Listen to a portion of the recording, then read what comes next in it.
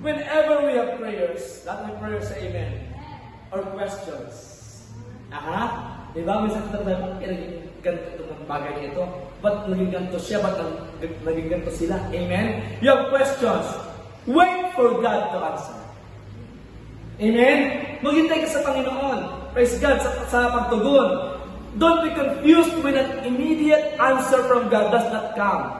Realize that how and when He answers is always in your best interest. Amen? Kung paano sumagot at kung paano sasagot niya, ito po ay nasa laging kapakanan natin. Because He created you for a purpose. You know what? Hindi po sila sumasagot na walang purpose.